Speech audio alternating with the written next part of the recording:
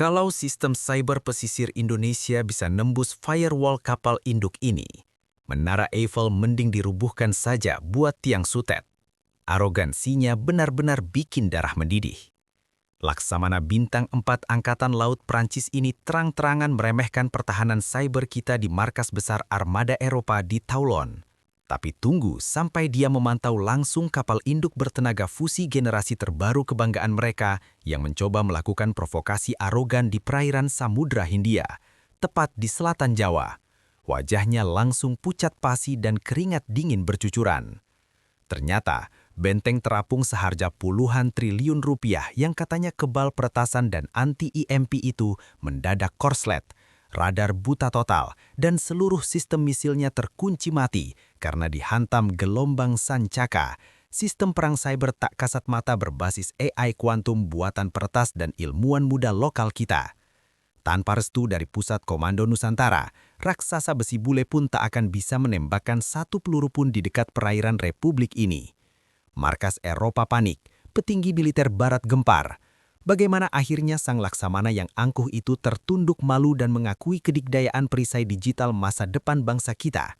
Tekan tombol subscribe sekarang, mari kita saksikan detik-detik kesombongan militer Barat dilumpuhkan hanya dengan ketikan keyboard. Matahari sore memantulkan cahaya keemasan di perairan Laut Mediterania. Di pangkalan Angkatan Laut Toulon, markas besar Armada Tempur Laut Prancis, suasana sedang berpesta. Angin pesisir yang sejuk membawa aroma laut yang bercampur dengan wangi champagne mahal dari perayaan eksklusif yang sedang digelar di atas dek sebuah raksasa besi yang baru saja diresmikan. Ratusan petinggi militer dari seluruh negara anggota NATO, kontraktor pertahanan elit Eropa, dan para jurnalis internasional berkumpul dengan pakaian dinas kebesaran dan setelan jas desainer ternama. Mereka hadir untuk menyaksikan lahirnya monster laut paling menakutkan yang pernah diciptakan oleh benua biru. Di anjungan utama yang dihiasi bendera trikolore Prancis, berdiri Laksamana Bintang 4 Jean-Luc D'Artois. Ia adalah perwira tinggi dari keluarga aristokrat militer Prancis yang secara turun-temurun menguasai lautan Eropa. Wajahnya keras, dihiasi cambang perak yang dirapikan dengan sempurna, dan matanya memancarkan arogansi absolut seorang pria yang percaya bahwa Eropa adalah pusat peradaban dunia. D'Artois mengangkat gelas champagne-nya, meminta perhatian dari ratusan delegasi yang hadir. Tuan-tuan, nyonya-nyonya, dan rekan-rekan sekutu yang terhormat. Suara seraknya menggema melalui sistem pengeras suara. Dunia terus berbicara tentang ancaman asimetris, tentang drone, peretas, dan perang proksi. Tapi hari ini, Prancis, mewakili keagungan Eropa, mengingatkan kembali kepada dunia siapa yang sebenarnya memegang kendali atas urat nadi perdagangan dan kekuasaan global, samudra. D'Artois merentangkan tangannya, menunjuk ke bawah kakinya, ke arah lambung raksasa sepanjang lebih dari 300 meter yang terbuat dari paduan titanium dan baja komposit. Ini adalah FS Charlemagne, lanjut D'Artois dengan senyum jemawa. Kapal induk pertama di dunia yang sepenuhnya digerakkan oleh reaktor fusi nuklir generasi kelima. Kita tidak lagi membutuhkan bahan bakar minyak atau reaktor fisi yang usang. Kapal ini memiliki daya tak terbatas. Ia bisa berlayar selama 50 tahun tanpa perlu bersandar. Gumam kekaguman menyapu kerumunan. Para jenderal dari Inggris, Jerman, dan Amerika Serikat mengangguk takjub. Namun, kekuatan sejati Charlemagne bukanlah pada ketebalan bajanya atau kecepatan pesawat tempur generasi ke-6 yang dibawanya. D'Artois berjalan mondar-mandir dengan penuh percaya diri. Kekuatan mutlaknya ada pada otak digitalnya. Kapal ini dilindungi oleh Aegis Quantum Core, sebuah firewall pertahanan cyber tak tertembus yang ditenagai oleh kecerdasan buatan tingkat militer Eropa. Sistem ini 100% kebal terhadap peretasan, kebal terhadap EMP, dan mampu memproses triliunan algoritma ancaman dalam hitungan detik. D'Artois menatap tajam ke arah kamera jurnalis. Dengan Charlemagne, kita bisa membawa pangkalan militer yang tak bisa ditenggelamkan dan tak bisa diretas ini ke perairan manapun di bumi. Siapapun yang mencoba mengganggu dominasi maritim kita akan berhadapan dengan benteng besi yang otak komputernya lebih cerdas dari seluruh ilmuwan musuh digabungkan. Pemuda misterius dari garis khatulistiwa. Di barisan pinggir kerumunan delegasi, jauh dari pusat perhatian lampu kilat kamera, berdiri seorang pemuda berusia 24 tahun. Wajahnya sangat tenang, raut mukanya mencerminkan kecerdasan Asia Tenggara yang khas. Ia adalah Raditya Elang. Berbeda dengan para perwira tinggi yang dipenuhi medali, Raditya hanya mengenakan kemeja batik modern berlengan pendek dengan motif parang rusak dipadukan dengan celana bahan hitam yang sederhana. Tidak ada lencana pangkat di pundaknya. Di daftar tamu resmi NATO, ia hanya tercatat sebagai pemantau keamanan cyber sipil dari Kementerian Pertahanan Republik Indonesia. Namun, di dunia underground dan dark web, nama aliasnya Sancaka adalah legenda hidup. Ia adalah peretas jenius yang pernah menjebol server intelijen asing hanya menggunakan laptop bekas di kamar kosnya saat masih mahasiswa. Kini ia telah direkrut oleh negara untuk memimpin divisi perang cyber paling rahasia di Nusantara. Raditya sedang memperhatikan skema Aegis Quantum Core yang diproyeksikan di layar raksasa di belakang Dartois. Matanya yang tajam menyipit, menganalisis baris-baris konsep sistem pertahanan tersebut. Saat sesi tanya-jawab diplomatik dimulai, Raditya mengangkat tangannya perlahan. Gerakannya yang tenang dan tanpa beban tampak sangat kontras di tengah ruangan yang dipenuhi ego jenderal-jenderal tua. Dartois menghentikan pidatonya, menatap pemuda itu dengan sebelah alis terangkat. Ya, delegasi dari Indonesia, apakah Anda tersesat dari stand pameran aplikasi startup komersial? Sapa sang laksamana dengan nada sarkas yang kental, mengundang kekahan pelan dari beberapa laksamana Eropa lainnya. Raditya tidak memerah atau tersinggung. Ia justru tersenyum. Senyum tipis yang penuh dengan perhitungan matematis. Selamat sore, Laksamana Dartois. Kapal Anda benar-benar mahakarya rekayasa material. Ucap Raditya dalam bahasa Prancis yang sangat fasih, membuat beberapa delegasi Eropa terkejut. Namun, saya perhatikan arsitektur Aegis Quantum Core Anda sangat bergantung pada siklus kriptografi satelit tertutup. Sistem itu memang sangat kuat untuk melawan pertasan konvensional atau serangan brute force. Raditya memasukkan satu tangannya ke saku celana. Namun, dalam doktrin perang cyber modern di wilayah perairan tropis yang padat dengan anomali cuaca elektromagnetik, mengandalkan AI tertutup tanpa kemampuan adaptasi organik adalah sebuah bunuh diri digital. Jika Anda membawa Charlemagne melewati perairan kami, saya sangat menyarankan Anda menyiapkan sistem navigasi analog cadangan. Keheningan seketika membekukan dek kapal induk raksasa itu. Para jurnalis langsung mengarahkan kamera mereka ke arah pemuda Asia Tenggara tersebut. Seorang delegasi muda dari negara berkembang baru saja memberikan saran navigasi kepada laksamana tertinggi armada Eropa di atas kapal kebanggaannya sendiri. Wajah Laksamana Jean-Luc Dartois memerah padam. Urat-urat di lehernya menegang. Ia merasa egonya baru saja ditampar oleh seorang anak kemarin sore. Dartois tertawa. Tawa yang sangat keras, dibuat-buat dan bernada merendahkan. Ia berjalan mendekati pagar pembatas yang memisahkannya dengan Raditya. Sistem navigasi analog untuk kapal induk bertenaga fusi seharga 30 miliar euro. Dartois mendengus kasar. Nak, dengar baik-baik. Sistem cyber kalian mungkin cukup bagus untuk mengamankan situs web pemerintah daerah kalian dari pertas amatir. Tapi ini adalah perisai kuantum militer. Dartois memojongkan tubuhnya ke depan, memastikan suaranya ditangkap oleh setiap mikrofon jurnalis di sana. Ia ingin menjadikan peringatan Raditya sebagai bahan lelucon internasional.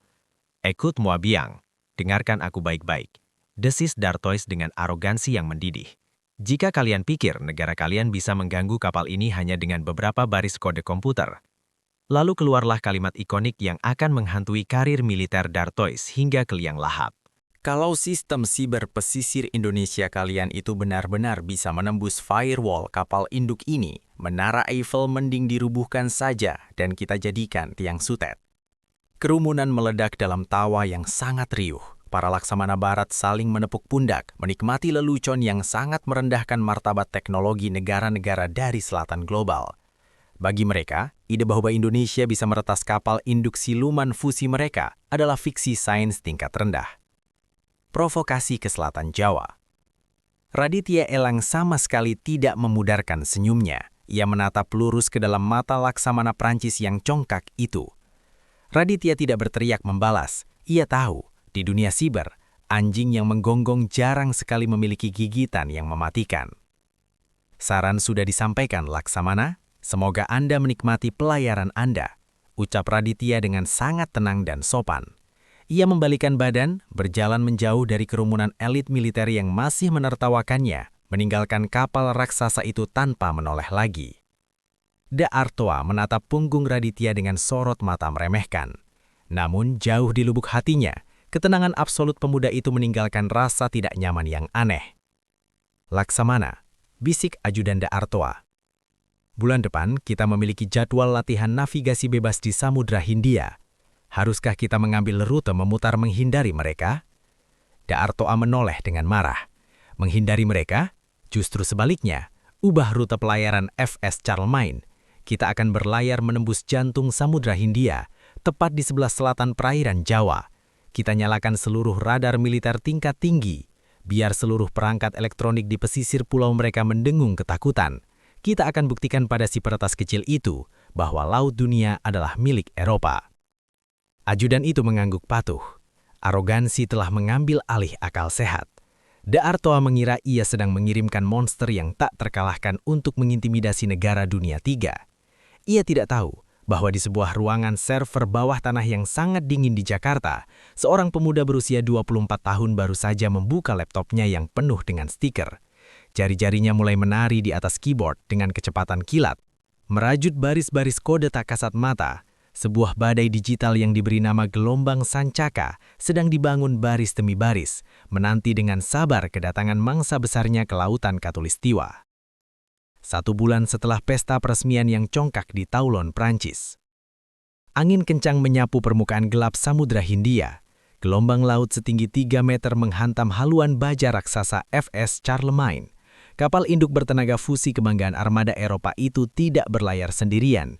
Ia dieskort oleh formasi rapat gugus tempur laut, Carrier Strike Group, yang terdiri dari 2 kapal perusak anti pesawat, 1 kapal fregat siluman Silugo, dan 1 kapal selam nuklir serang yang bersembunyi di kedalaman. Gugus tempur bernilai ratusan triliun rupiah itu sedang melakukan apa yang mereka sebut sebagai Operasi Freedom of Navigation, kebebasan bernavigasi. Namun, semua orang di dunia militer tahu apa arti sebenarnya. Ini adalah unjuk gigi, sebuah provokasi arogan yang sengaja diarahkan menyusuri garis batas terluar zona ekonomi eksklusif Republik Indonesia, tepat di sebelah selatan Pulau Jawa. Di dalam pusat informasi tempur FS Charlemagne yang sejuk dan dipenuhi pendaran layar sentuh biru futuristik, Laksamana Jean-Luc Dartois berdiri dengan dada membusung. Ia menatap peta taktis digital raksasa yang menampilkan siluet pesisir selatan Jawa dari ujung Kulon hingga Banyuwangi. Peringatan pemuda bernama Raditya Elang tempo hari masih meninggalkan rasa gatal di egonya. Dartois ingin membuktikan bahwa pemuda Asia Tenggara itu hanyalah pembual besar. "Kapten Dubois," panggil Dartois kepada komandan kapal induk tersebut. "Berapa jarak kita dari batas wilayah udara teritorial mereka?" 30 mil laut, Laksamana. Kita berada di perairan internasional, namun kita sudah masuk dalam jangkauan radar pesisir mereka, lapor Dubois dengan sikap sempurna. Dartois tersenyum sinis, sebuah senyum predator yang ingin memamerkan taringnya. "Bagus, mari kita beri mereka pertunjukan tentang apa itu kekuatan Eropa," perintah Dartois mutlak. "Nyalakan seluruh suite peperangan elektronik kita ke tingkat maksimum. Aktifkan radar phase array aktif. Pancarkan gelombang jamming secara acak ke arah pesisir mereka. Biar seluruh layar radar di pangkalan militer Indonesia dipenuhi semut putih dan distorsi. Biar mereka tahu raksasa sedang lewat dan mereka tidak bisa berbuat apa-apa selain menonton dengan mata buta." "Dilaksanakan, Laksamana," jawab Dubois. Dalam hitungan detik, menara sensor raksasa Charlemagne memancarkan radiasi elektromagnetik bertenaga luar biasa besar ke arah utara. Sinyal itu dirancang untuk mengintimidasi, mengacak-acak komunikasi radio lokal, dan menyilaukan sistem pertahanan udara konvensional manapun di sepanjang garis pantai selatan Jawa. Dartois merasa layaknya dewa petir yang sedang melempar badai ke tanah manusia fana. Namun, ia tidak sadar, dengan memancarkan sinjal sebesar itu, ia tidak sedang membutakan musuhnya. Ia justru baru saja membuka pintu gerbang utama istana digitalnya lebar-lebar. 300 km dari amukan ombak Samudra Hindia, Jauh di bawah tanah sebuah fasilitas yang disamarkan sebagai gedung arsip kementerian di Jakarta, suasananya sangat bertolak belakang.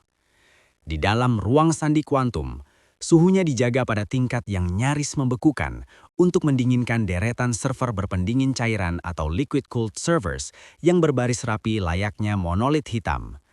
Ruangan ini adalah markas utama Divisi Peperangan Cyber Rahasia Republik Indonesia. Tidak ada jenderal berpangkat bintang di sini, hanya ada belasan anak muda brilian berjaket tebal. Mata mereka terpaku pada barisan kode hijau dan emas yang mengalir deras di layar monitor. Di tengah ruangan, duduk Raditya Elang. Pemuda berusia 24 tahun itu sedang menyesap kopi hitam panas dari cangkir kaleng kesayangannya. Jari-jarinya menari dengan kecepatan tak kasat mata di atas keyboard mekanik khusus yang tidak memiliki huruf, hanya simbol-simbol kriptografi matriks. Sandi utama, target telah memasuki sektor selatan Jawa, lapor seorang peretas wanita berkacamata tebal dari meja di seberangnya. Mereka memancarkan emisi elektronik warfare tingkat tinggi. Mereka mencoba melakukan jamming buta terhadap radar pesisir kita di Cilacap dan Madiun. Raditya tersenyum tipis. Senyum seorang seniman yang baru saja melihat kanvas kosongnya disediakan sendiri oleh sang target. Laksamana Dartoa benar-benar pria yang murah hati. Gumam Raditya pelan, matanya berkilat di balik pantulan cahaya layar.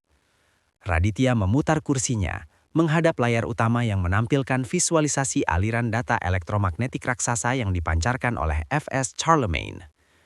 Sistem pertahanan kapal induk itu, Aegis Quantum Core, memang kebal terhadap serangan paksa atau brute force attack atau malware konvensional. Mengirim virus biasa ke firewall tersebut sama saja dengan melempar kerikil ke dinding baja. Tapi Raditya tidak menggunakan kerikil. Ia menggunakan gelombang sancaka. Ini bukanlah malware.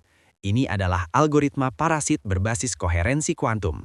Sancaka tidak mencoba menembus dinding firewall. Ia menyusup dengan cara menirukan detak jantung sistem itu sendiri.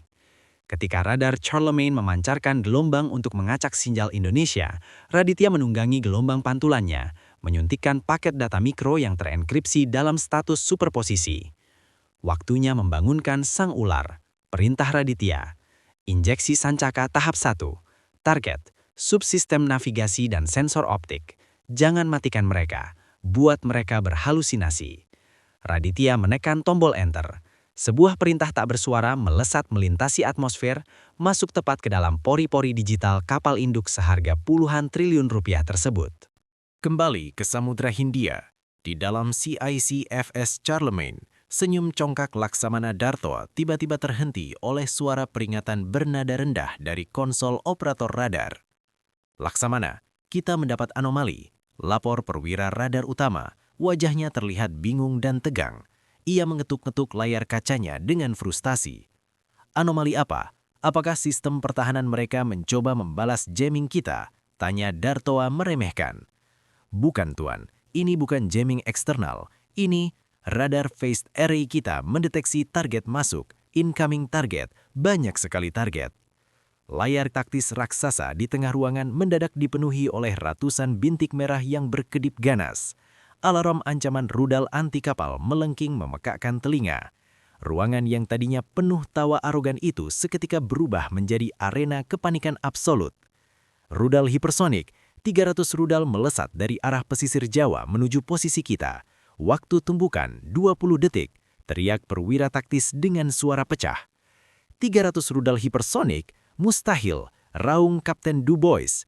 Tidak ada negara di dunia yang meluncurkan 300 rudal hipersonik secara bersamaan tanpa satelit peringatan dini kita mengetahuinya. Aktifkan sistem pertahanan jarak dekat, CIWS, siapkan misil pencegat. Sistem penargetan otomatis tidak mau mengunci, Kapten. Perwira persenjataan mulai berkeringat dingin, tangannya gemetar di atas tuas kendali. Komputer balistik kita melaporkan bahwa target-target itu memiliki massa 0. Mereka bergerak dengan kecepatan Mach 50 dan melakukan manuver zigzag yang melanggar hukum fisika.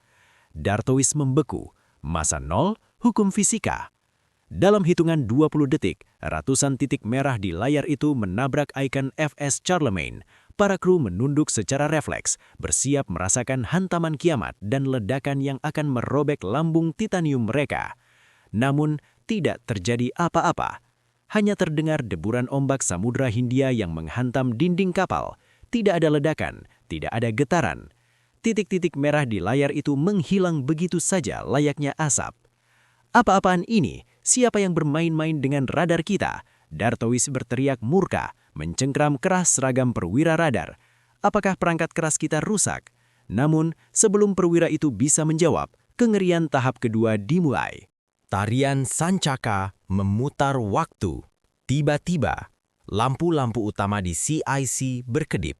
Bukan padam, tetapi meredup dan berubah warna menjadi ungu pucat selama sepersekian detik sebelum kembali normal. Sistem keamanan siber internal kapal yang dioperasikan oleh perwira-perwira terbaik intelijen Prancis mulai menjerit panik. Laksamana, Kapten, ada intrusi anomali di dalam Aegis Quantum Core. Lapor perwira keamanan siber, jari-jarinya bergetar di atas keyboard. Sesuatu berada di dalam jaringan area lokal taktis kita. Sesuatu sedang memakan memori pemrosesan AI kita. Putuskan koneksi eksternal, aktifkan isolasi udara. Perintah Dubois panik. Sudah kami lakukan, Kapten, tapi anomali ini tidak masuk dari luar. Ia seperti lahir dari dalam kode diagnostik internal kita sendiri. Ia membelah diri setiap mikrodetik. Dartois menolak untuk percaya. Itu tidak mungkin. Aegis kebal terhadap segala bentuk retasan. Ini pasti hanya glitch pada perangkat lunak setelah pembaharuan kemarin. Namun, glitch itu mulai menunjukkan kecerdasannya yang mengerikan. Layar navigasi utama yang menunjukkan peta digital Samudra Hindia tiba-tiba bergeser dengan sendirinya. Titik koordinat GPS FS Charlemagne yang seharusnya berada di selatan Jawa, angkanya berputar liar seperti mesin jackpot di kasino yang rusak. Titik koordinat itu berhenti pada sebuah deretan angka yang sangat spesifik. Peta laut berubah menjadi peta daratan benua Eropa. Titik lokasi kapal induk bertenaga fusi seharga puluhan triliun rupiah itu kini terpusat persis di tengah daratan kota Paris, Prancis. Kapten, GPS kita melaporkan bahwa kita saat ini tidak berada di Samudra Hindia. Bisik perwira navigasi dengan wajah pucat pasi dan mulut terbuka lebar. Komputer kita meyakini bahwa kita sedang berlayar tepat di atas tanah alun-alun Champ de Mars, tepat di bawah kaki Menara Eiffel. Keheningan yang mencekik seluruh awak di dalam ruangan komando raksasa tersebut.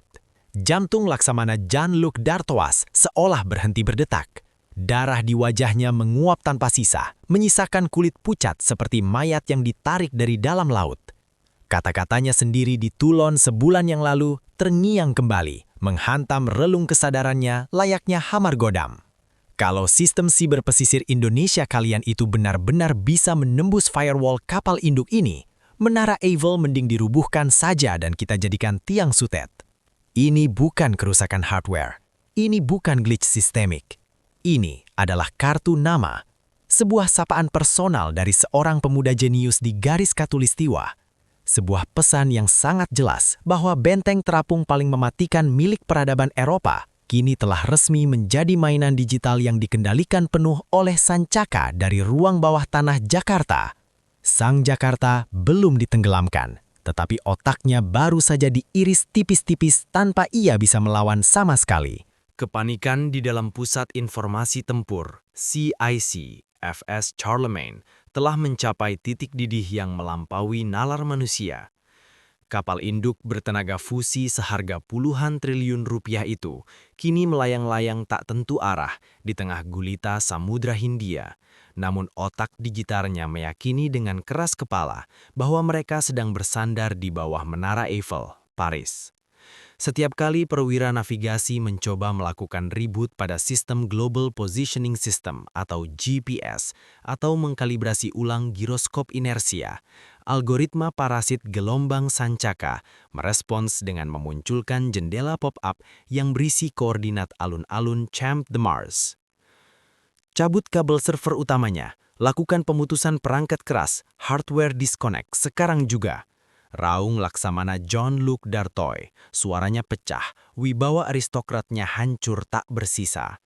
Ia menggebrak meja taktis digital yang kini hanya menampilkan peta kota wisata Eropa. Tidak bisa Laksamana, jerit perwira keamanan cyber, keringat dingin membanjiri seragamnya. Jarinya berdarah karena mengetik terlalu keras di atas keyboard mekanik. Sistem Aegis Quantum Core dirancang untuk mencegah sabotase internal. Jika kita mencabut kabel daya utama tanpa protokol handshake kriptografi yang benar, sistem akan menganggapnya sebagai ancaman fisik dan akan mengunci paksa reaktor fusi untuk mencegah kebocoran radiasi. Kita akan mati mesin total. Kapten Dubois menelan ludah yang terasa sepahit empedu. Siapapun yang berada di balik kertasan ini, mereka tidak sekedar masuk ke sistem kita, mereka telah merestrukturisasi DNA digital kapal ini. Parasit itu kini bertindak sebagai sistem imun Charlemagne. Setiap kali kita mencoba melawannya, kapal ini menyerang dirinya sendiri. Dartoy memejamkan mata, merasakan mual yang luar biasa. Ia adalah penguasa samudra, komandan armada terkuat di Eropa. Namun saat ini, ia merasa seperti seorang pria tua yang terkurung di dalam peti titanium yang perlahan-lahan kehabisan udara. Namun hukuman dari garis khatulistiwa itu belum selesai. Halusinasi navigasi hanyalah babak pembuka dari teror yang sesungguhnya. Pengkhianatan meriam sendiri. Di luar kapal, badai mulai terbentuk di langit Samudra Hindia. Kilat menyambar, menerangi siluet menakutkan FS Charlemagne dan kapal-kapal pengawalnya. Tiba-tiba suara derit hidrolik melogam yang sangat keras dan berat terdengar bergema dari dek atas kapal induk. Itu adalah suara menara senjata pertahanan jarak dekat, close-in weapon system, dan peluncur rudal anti pesawat otomatis yang bergerak memutar dengan sendirinya. Moncong-moncong senapan Gatling berkaliber 30 mm yang dirancang untuk menembak jatuh rudal hypersonic dalam hitungan milidetik, itu kini menunduk, mengubah elevasi penargetannya dari langit ke arah cakrawala laut. Kapten, sistem penargetan senjata otomatis menyala, teriak perwira persenjataan dengan nada panik tingkat tinggi. Lampu-lampu peringatan di konsol persenjataannya menyala merah berkedip-kedip, menandakan radar fire control sedang mengunci target.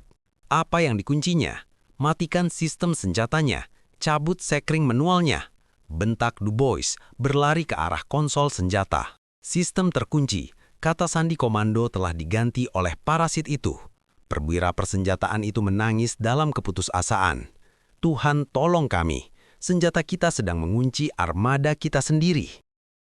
Di luar sana, di atas ombak yang ganas, kapal fregat siluman dan kapal perusak Prancis yang bertugas mengawal Charlemagne tiba-tiba mendapati alarm ancaman mereka melengking gila-gilaan.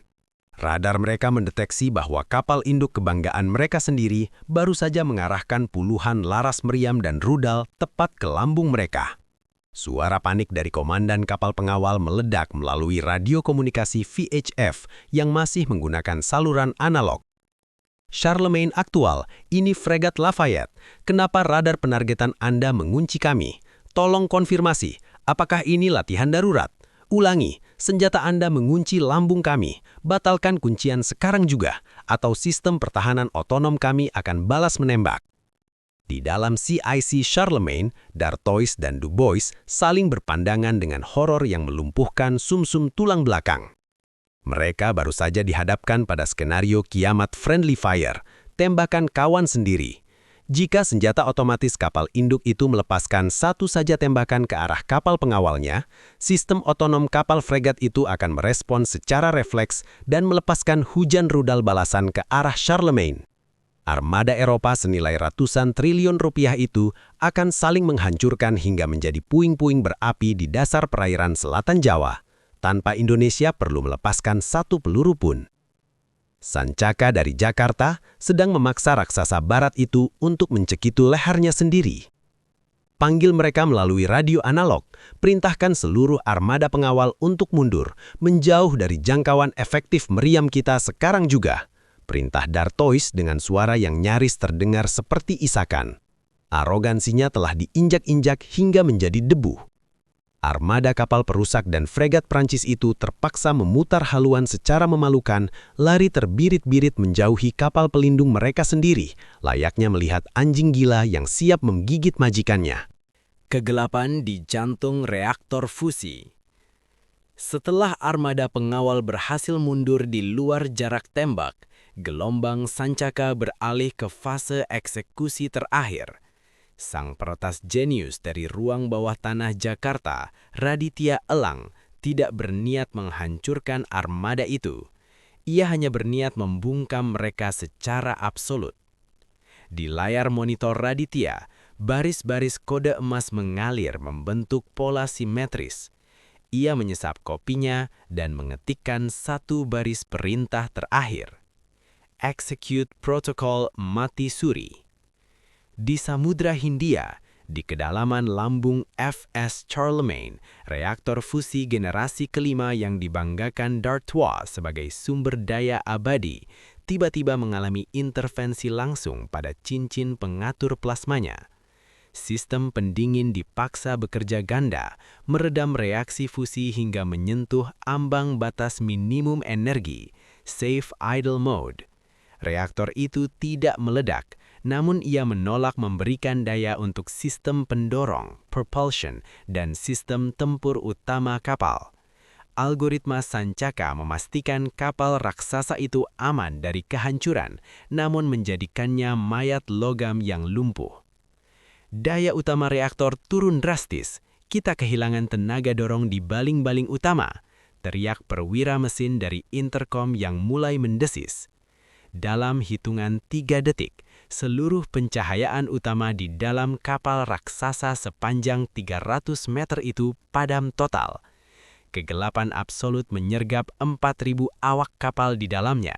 Suara dengungan mesin yang konstan, detak jantung kapal induk itu berhenti seketika, menyisakan keheningan yang sangat menakutkan, hanya diselingi oleh suara deburan ombak yang menghantam lambung baja yang kini melayang tanpa daya. Beberapa saat kemudian, lampu darurat berwarna merah darah menyala lemah berkat tenaga baterai cadangan. FS Charlemagne telah resmi mati suri. Raksasa itu tak ubahnya seperti bangkai paus raksasa yang terombang-ambing pasrah di perairan Khatulistiwa, menunggu belas kasihan sang penguasa samudra sesungguhnya. Gema kepanikan di markas Eropa.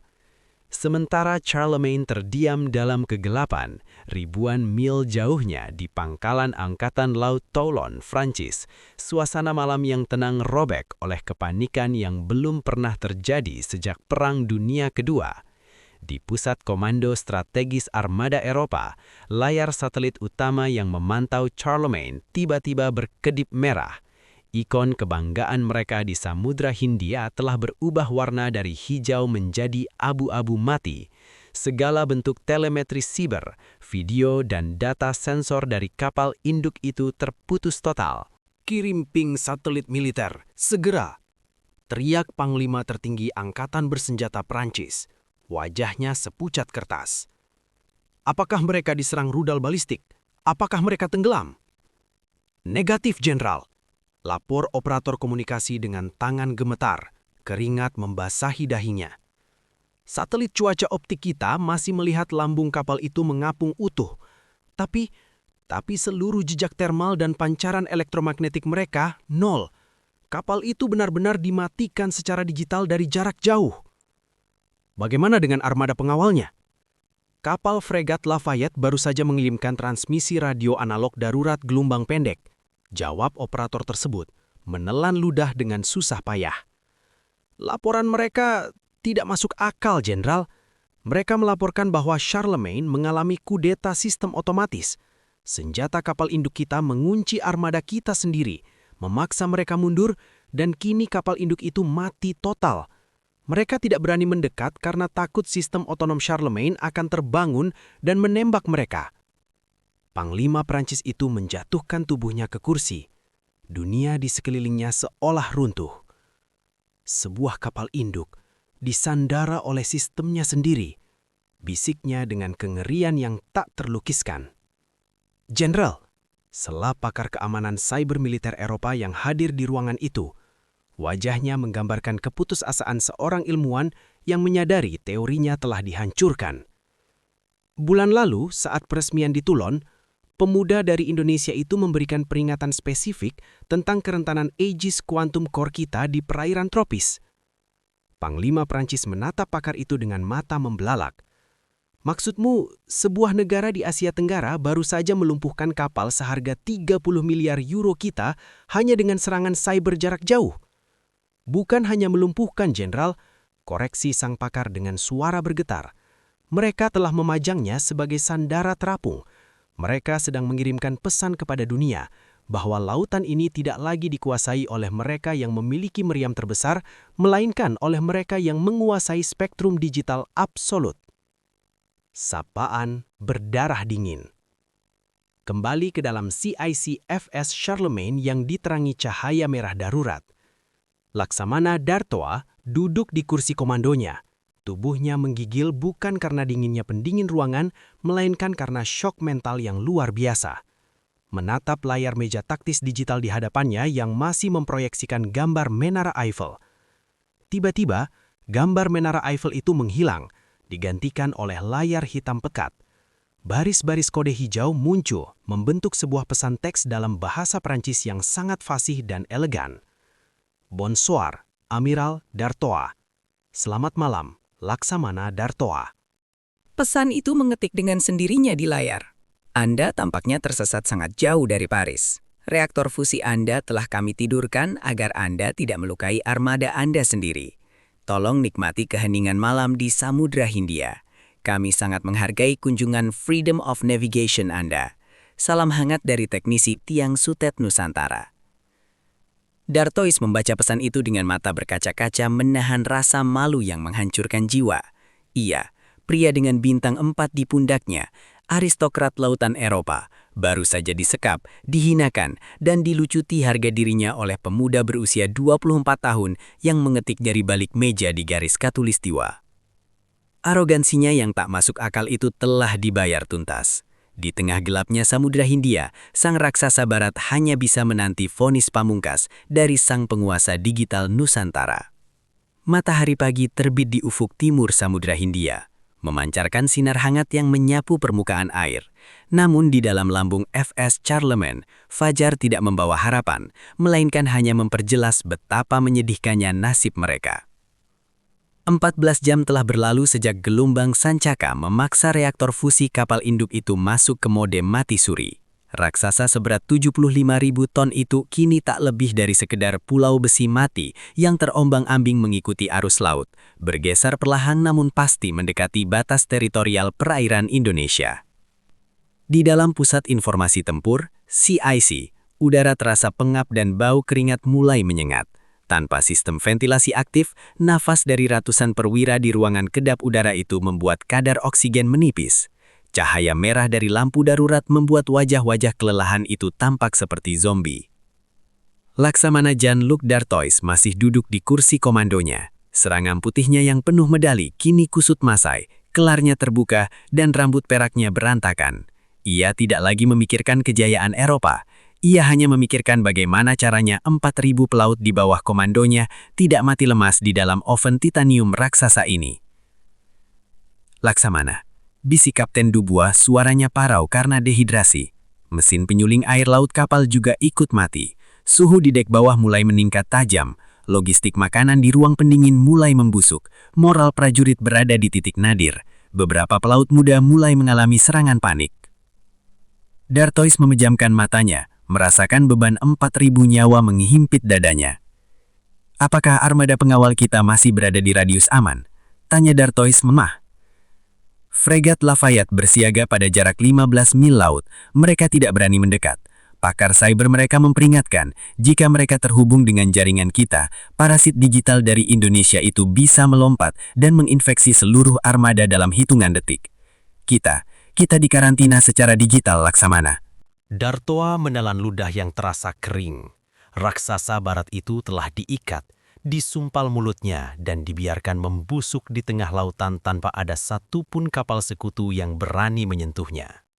Badai kepanikan di Istana Élysée. Sementara Charlemagne mengapung tanpa daya, di belahan bumi lain, ibu kota Prancis sedang dilanda krisis politik terburuk abad ini. Di dalam ruang bawah tanah anti-sadap Istana Élysée di Paris, Presiden Prancis mondar-mandir bagaikan singa yang terkurung di dalam sangkar. Di meja bundar berbahan kayu ek di tengah ruangan, duduk Menteri Pertahanan, kepala intelijen DGSI, dan belasan jenderal tertinggi NATO yang wajahnya sepucat kain kafan. "Biar saya perjelas," desis Presiden Prancis, menekan kedua tangannya ke meja, menatap para jenderalnya dengan amarah yang meledak-ledak.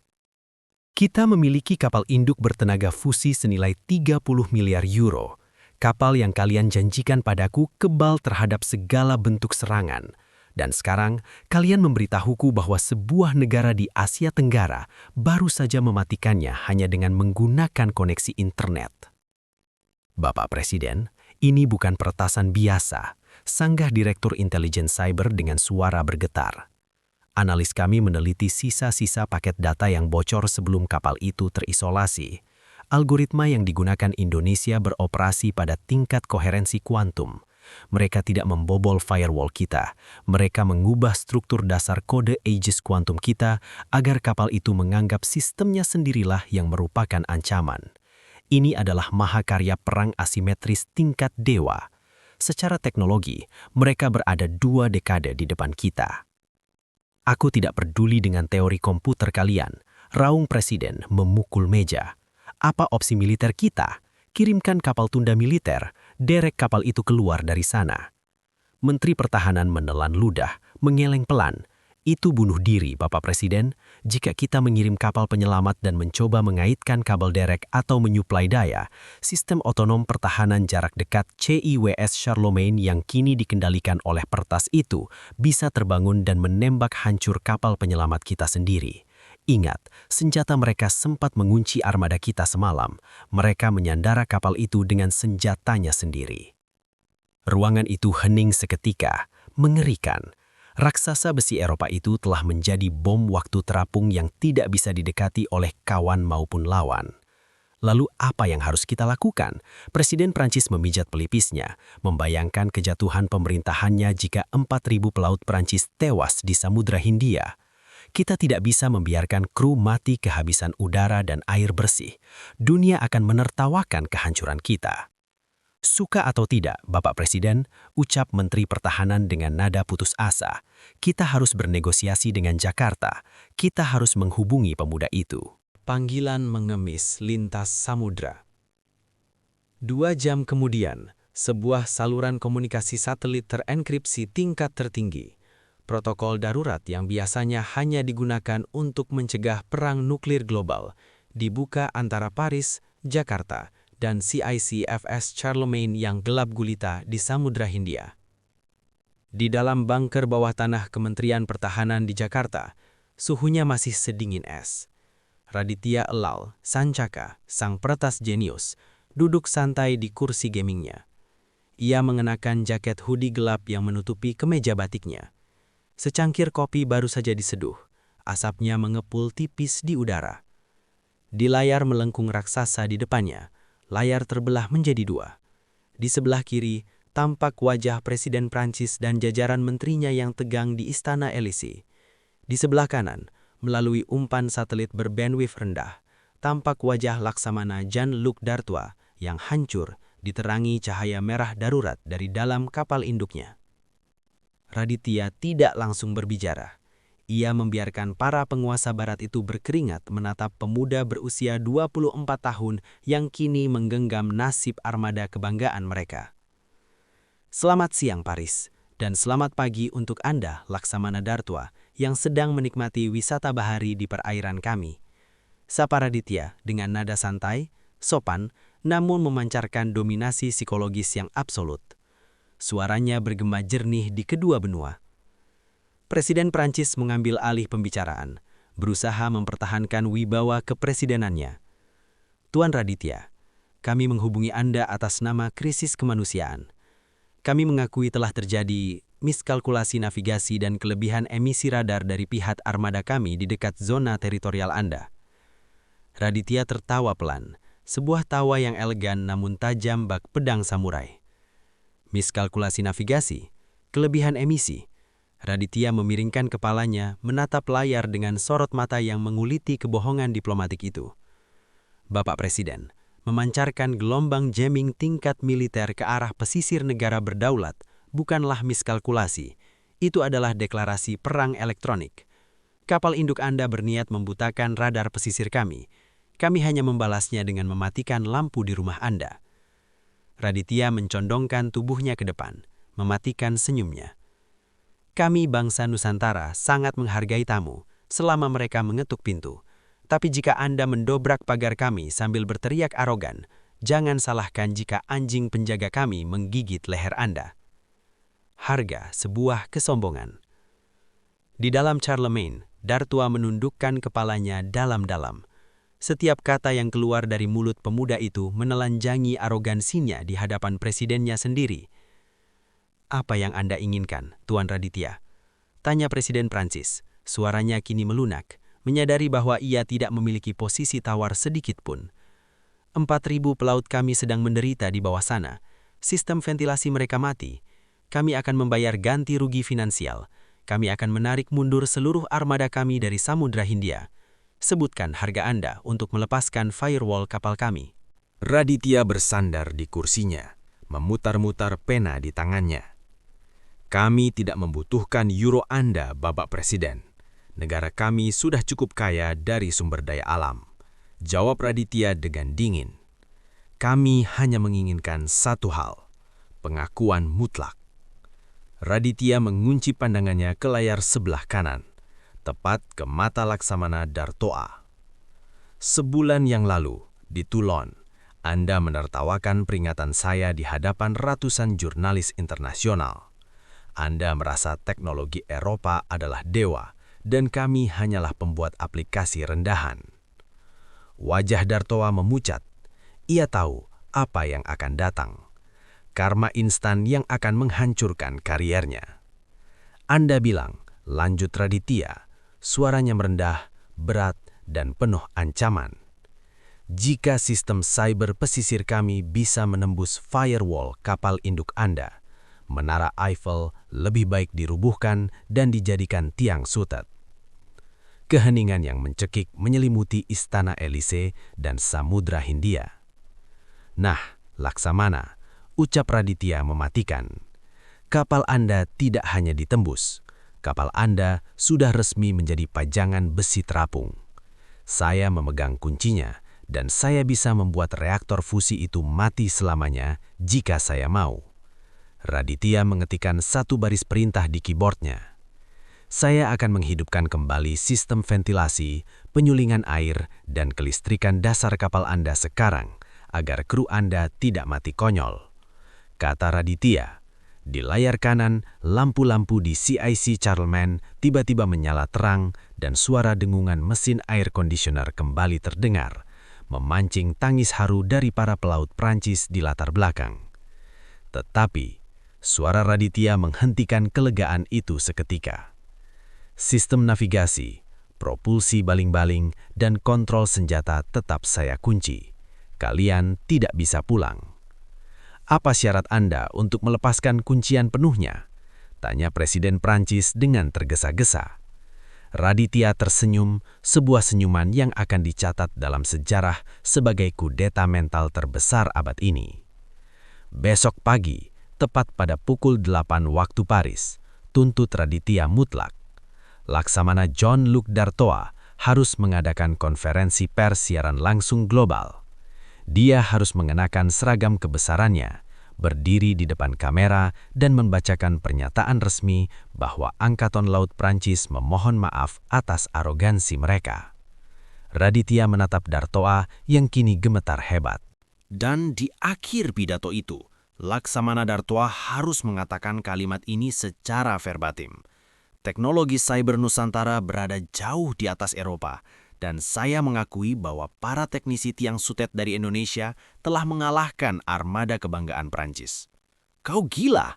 raung Dartoa, kehilangan kendali. Ia berdiri, menunjuk kamera. "Itu akan menghancurkan martabat militer Prancis selamanya. Seluruh dunia akan menertawakan kita.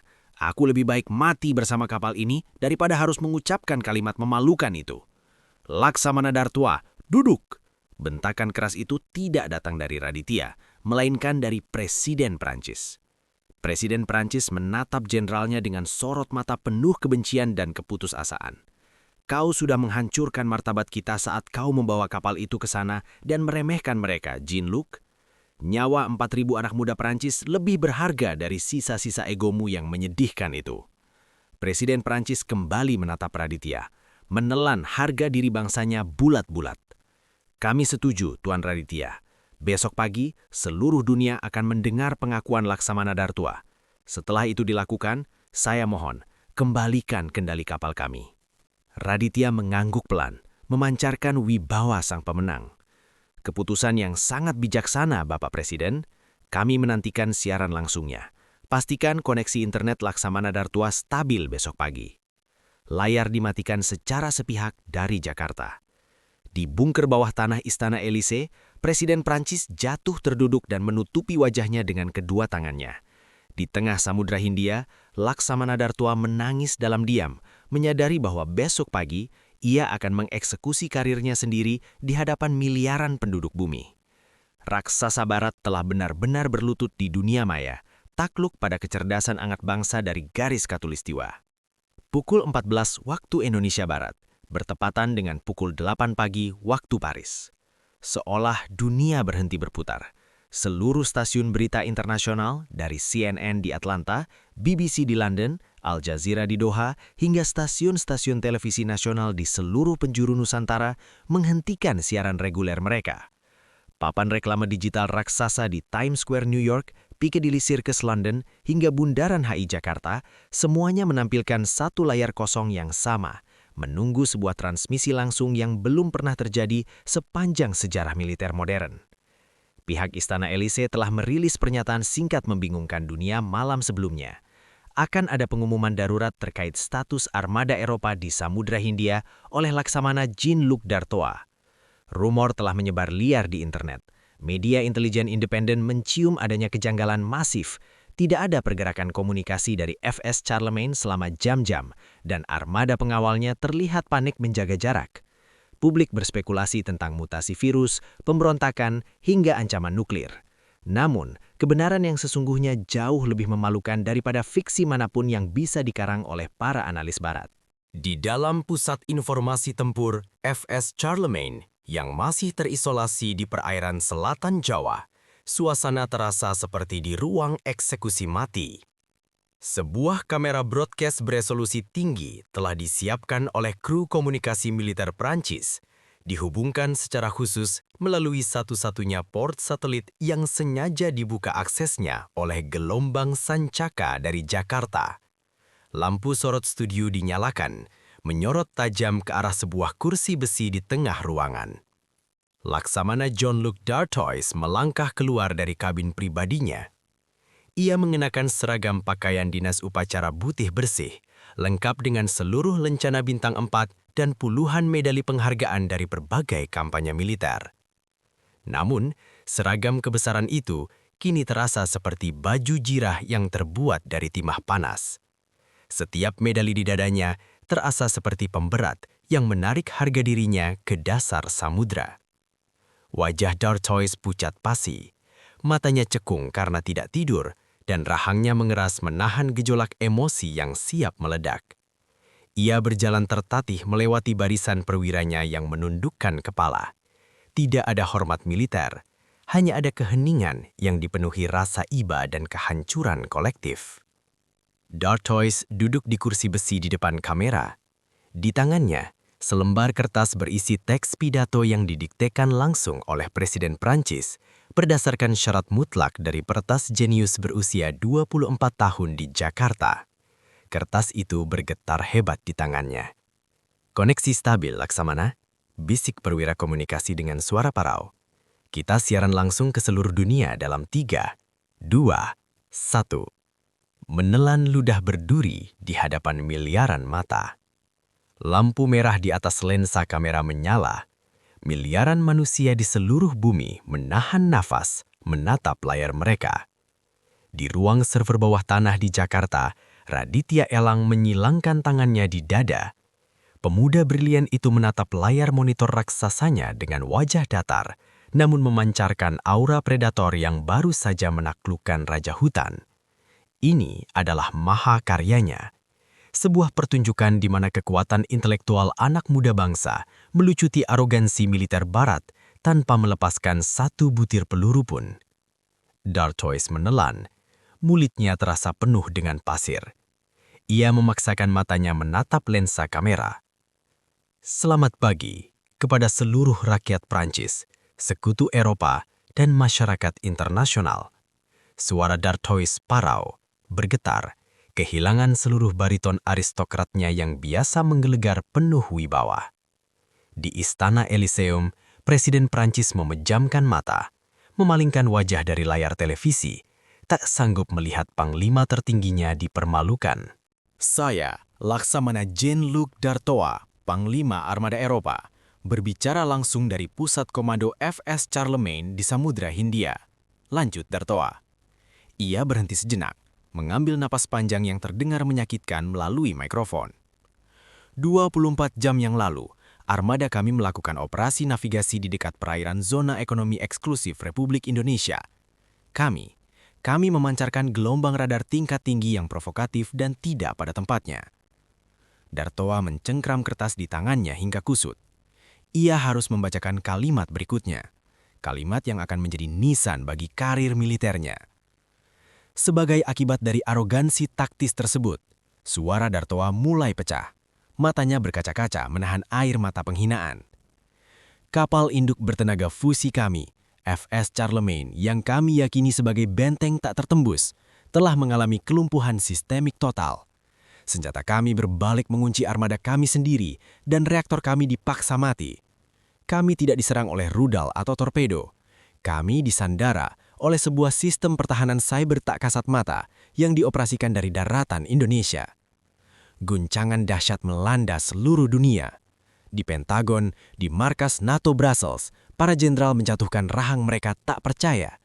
Kapal induk tercanggih seharga puluhan triliun rupiah dilumpuhkan oleh serangan hacker dari negara Khatulistiwa.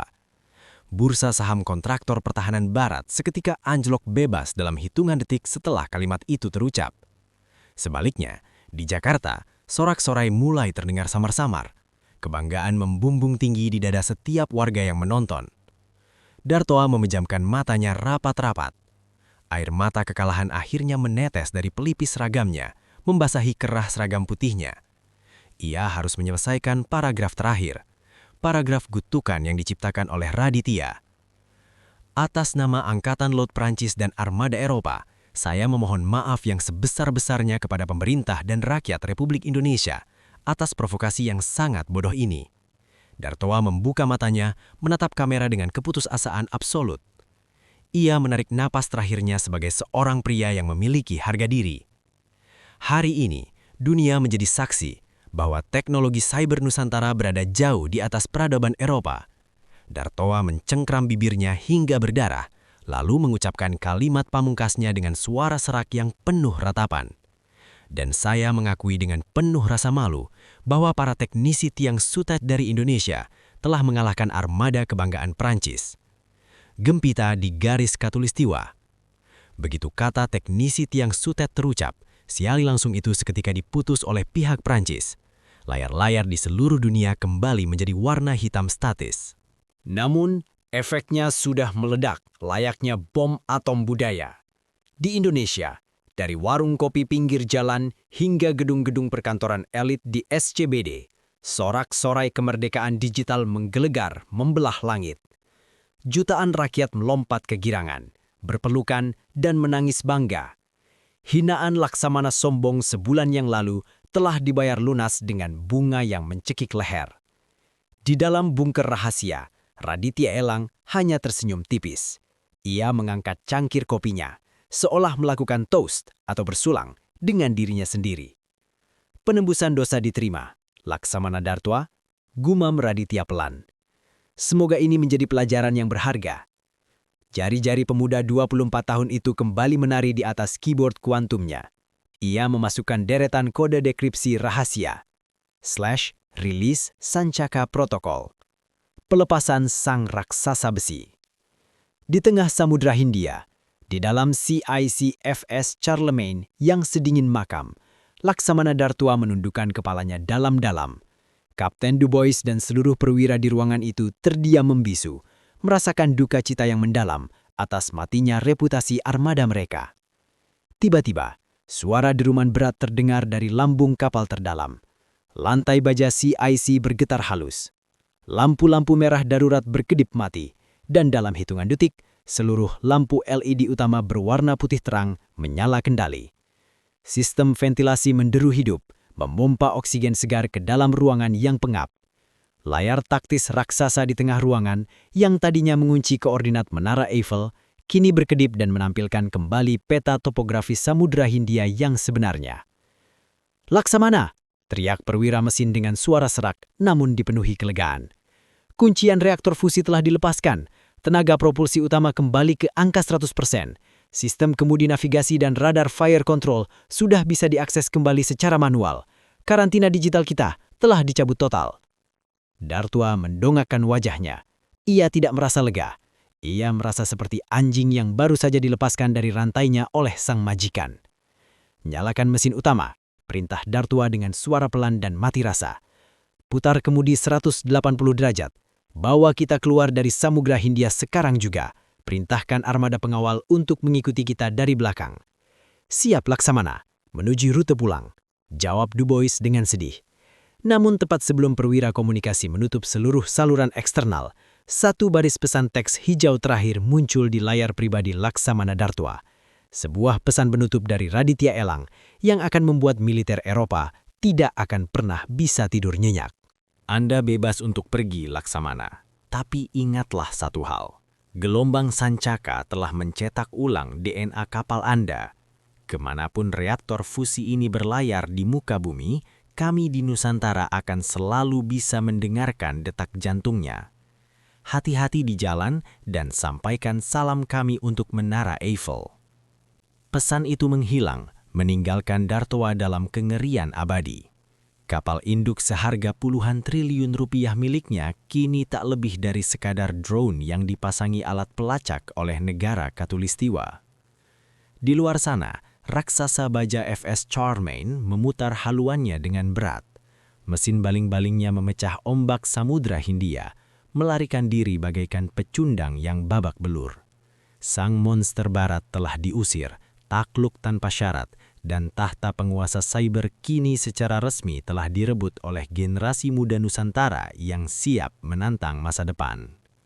72 jam setelah Laksamana Jean-Luc Dartoa membacakan pidato penyerahan dirinya yang memalukan di hadapan miliaran penduduk bumi, sebuah pertemuan darurat rahasia digelar di markas besar NATO, Brussels, Belgia. Ruangan bundar bawah tanah itu dipenuhi oleh para jenderal bintang 4, Menteri Pertahanan, dan Direktur Badan Intelijen Cyber dari seluruh aliansi militer Barat, termasuk NSA dari Amerika Serikat, GCHQ dari Inggris, dan DGSE dari Prancis. Suasana di dalam ruangan itu begitu pekat oleh keputusasaan, asap cerutu yang tegang, dan ego yang hancur berkeping-keping.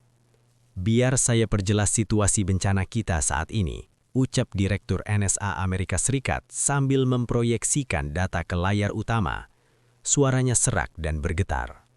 Kapal induk FS Charlemagne telah berhasil ditarik kembali ke pangkalan Toulon. Namun, saat tim ahli forensik digital kita mencoba membedah firewall kapal tersebut untuk mencari sisa-sisa gelombang Sanjaka, algoritma itu bereaksi. Bereaksi bagaimana? Potong Jenderal Inggris dengan nada tinggi. "Itu hanya barisan kode komputer, hapus saja semua wujud fisiknya." Direktur NSA menatap jenderal itu dengan tatapan kosong. "Jenderal, gelombang Sancaka tidak sekedar bersemayam di hard drive, ia telah menginfeksi arsitektur mikroprosesor fusi kapal itu secara permanen. Ketika tim Prancis mencoba menghapusnya secara paksa, algoritma itu memicu protokol bakar diri, Self-Immolation Protocol.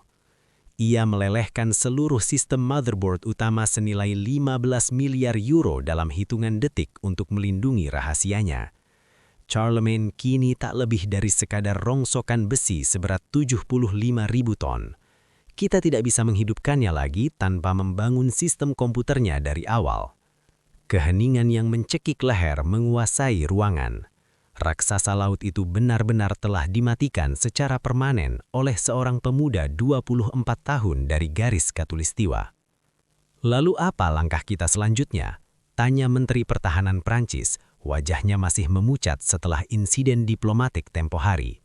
Dunia menertawakan kita, saham industri pertahanan kita anjlok 50%. Negara-negara Afrika, Amerika Latin, dan Timur Tengah mulai membatalkan kontrak pembelian senjata dari kita. Mereka mengatakan untuk apa membeli kapal perang barat jika bisa dimatikan dari jarak jauh oleh Indonesia. Direktur NSA menyipitkan matanya, memancarkan kebencian murni. Kita akan membuktikan bahwa itu hanya keberuntungan belaka. Kita akan melancarkan operasi Gordian Knot. Malam ini, gabungan kekuatan siber penuh dari Five Eyes dan Eropa akan menghantam pusat komputasi ibu kota Nusantara, IKN. Kita akan buat ibu kota futuristik mereka gelap gulita. Kita akan buktikan bahwa Nusantara bisa berdarah. Poros baru Khatulistiwa. Sementara elit barat merencanakan serangan pengecut dari balik meja persembunyian mereka, di belahan bumi lain, sebuah fajar peradaban baru sedang menyingsing. 6 bulan telah berlalu sejak insiden Samudra Hindia. Ibu kota Nusantara IKN di Kalimantan Timur tidak lagi sekadar pusat pemerintahan. Kota itu telah bertransformasi menjadi Mekah digital dunia.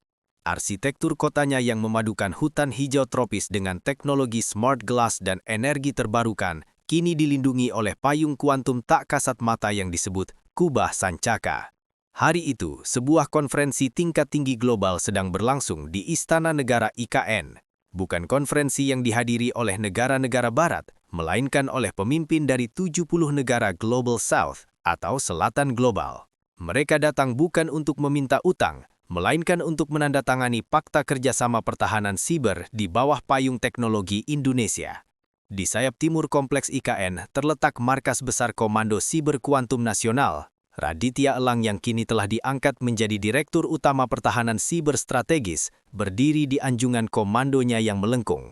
Ia masih tetap sederhana, mengenakan kemeja batik mega mendung birunya, mengawasi ribuan simpul data yang memancar dari seluruh penjuru negeri.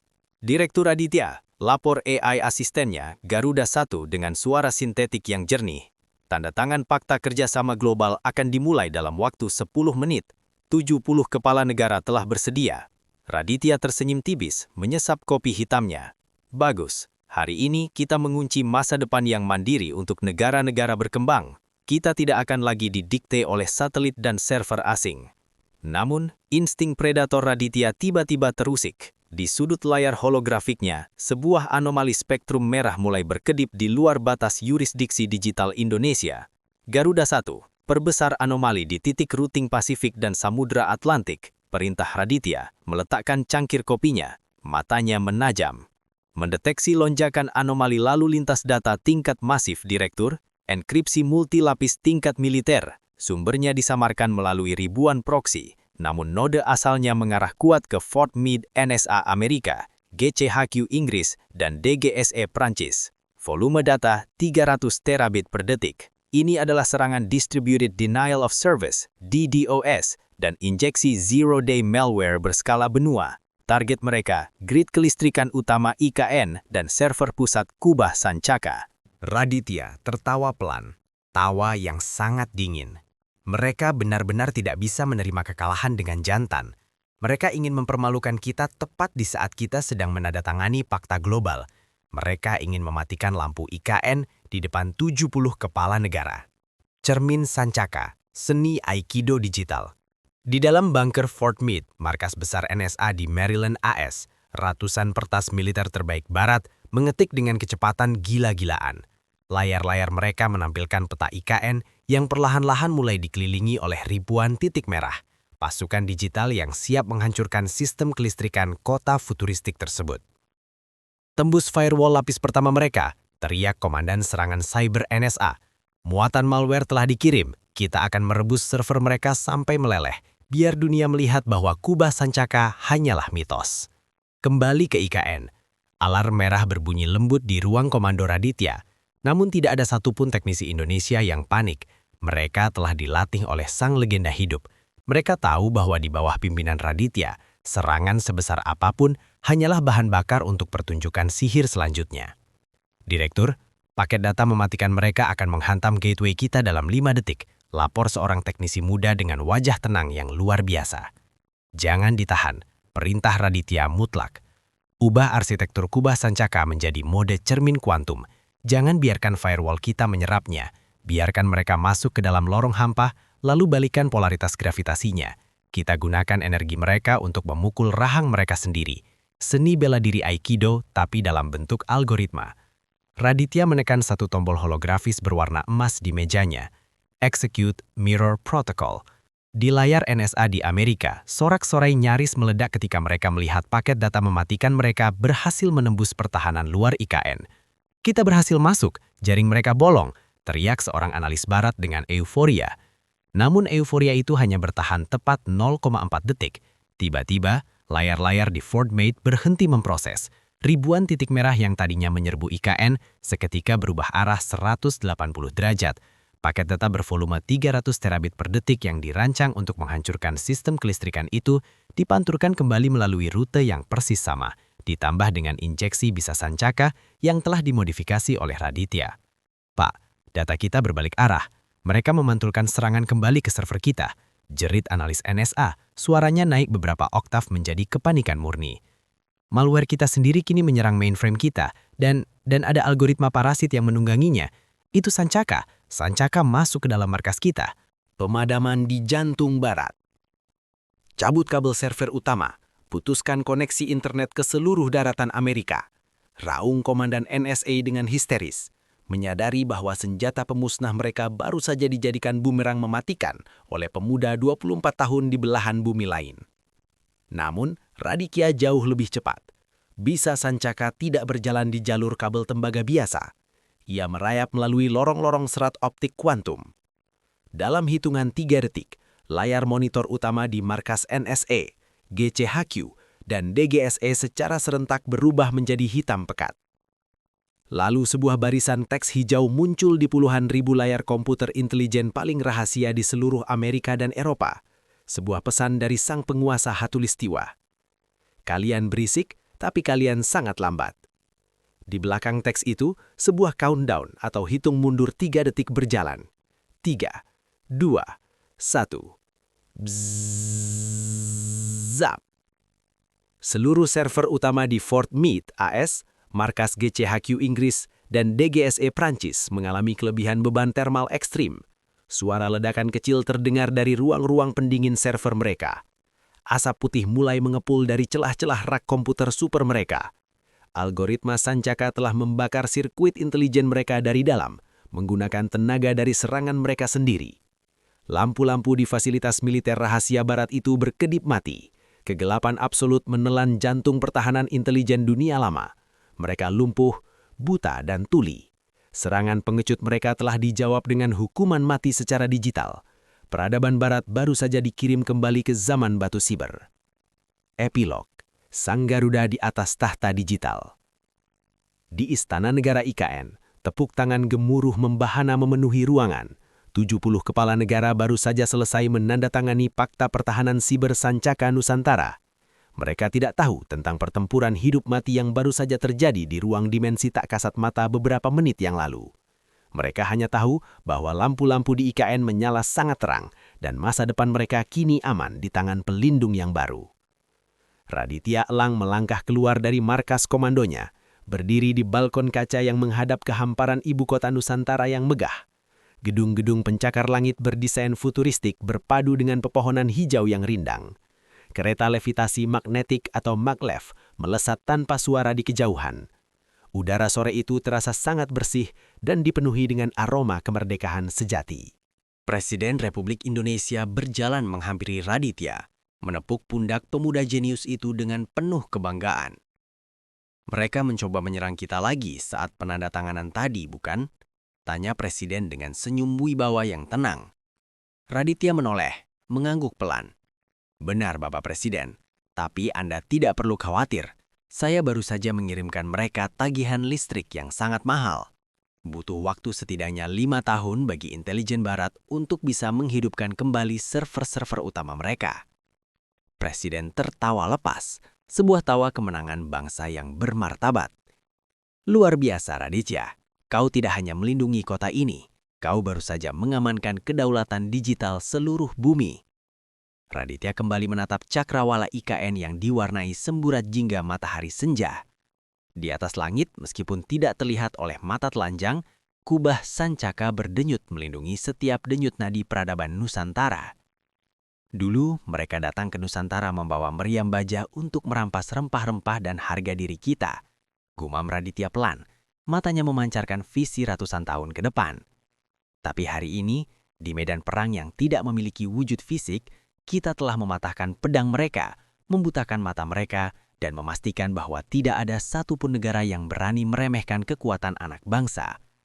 Samudera fisik mungkin milik alam, tapi lautan digital ini, Raditya tersenyum penuh kemenangan. Lautan digital ini mutlak milik Nusantara. Sang Garuda kini tidak hanya terbang menguasai angkasa, ia telah bertransformasi menjadi roh digital yang merajut masa depan umat manusia. Tahta dunia baru telah berpindah, dan dari jantung Katulistiwa, era kedamaian di bawah perisai kecerdasan Nusantara baru saja dimulai.